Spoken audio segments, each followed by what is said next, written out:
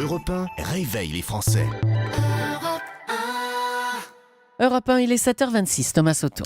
Voilà une photo que l'on n'avait pas vue depuis la dernière campagne présidentielle. Demain à Paris, l'ensemble des têtes d'affiche de l'UMP vont se réunir pour un conseil national. Bonjour Caroline Roux. Bonjour Thomas. Oh, la belle image que veut donner le parti là. Oh là là, ce sera beau comme le village Potemkin. Vous savez, ces villages en carton-pâte érigés pour la propagande. Alors je vous propose ce matin, si vous le voulez bien, de passer derrière la façade en trompe-l'œil. Alors vous Allons-y. allez entendre que les têtes de liste pour les européennes ont été désignées sans difficulté. Forcément, elles sont le résultat d'un véritable deal entre Jean-François Copé et François Fillon. Je te donne Morano et Lavrieux, tu me donnes Cadec et Morin. Alors naturellement, la colère gronde en interne contre ce parti géré comme une copropriété selon le bon mot d'Henri Guénaud qu'on avait entendu au micro de Jean-Pierre Elkabbach.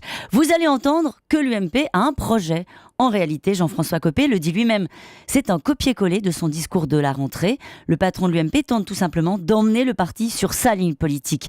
En fait, ce travail n'engage personne, mais réussit quand même à braquer quelques ténors, dont Alain Juppé, le maire de Bordeaux, trouve le texte trop libéral et, sauf surprise, il devrait lui bouder la journée. Alors vous allez voir des visages souriants, alors que cette semaine, en coulisses, le trio, le maire Bertrand Juppé, a mené un bras de fer pour réclamer sa part du gâteau, arracher quelques postes dans les instances du parti au duo Copé-Fillon. Vous voyez, c'est un peu plus compliqué qu'une belle image. Alors certes, ils vont un peu se forcer à sourire quand le petit oiseau va sortir tout à l'heure. Certes, ils négocient Demain. en coulisses, c'est normal, c'est de la politique. Mais quand même, Caroline, cette image-là, ça vaut peut-être mieux que le spectacle permanent des règlements de compte, non ? Alors, le déballage des haines, c'est pas compliqué, les militants ne le supportent plus. En revanche, l'étalage des divergences ne choque plus personne. Sur le pacte de responsabilité, Jean-Pierre Raffarin vote pour, Copé s'indigne contre le mensonge de Hollande. Sur l'IVG, le parti est écartelé entre ceux qui votent pour le texte du gouvernement et la suppression donc de la notion de détresse, ceux qui ne veulent pas qu'on touche à la loi Veil et enfin ceux qui proposent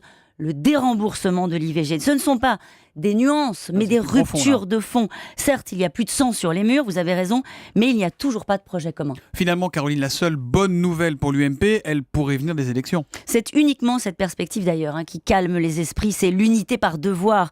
Mais à l'inverse, une déception électorale replongerait le parti dans la crise. Comme le dit un faux ami du patron de l'UMP, Jean-François Copé, si les municipales et les européennes sont un four, la chasse au Copé sera ouverte. Ça existe les vrais amis en politique ? Les amis de 30 À ans ? l'UMP, il n'y en a pas beaucoup en ce moment-là.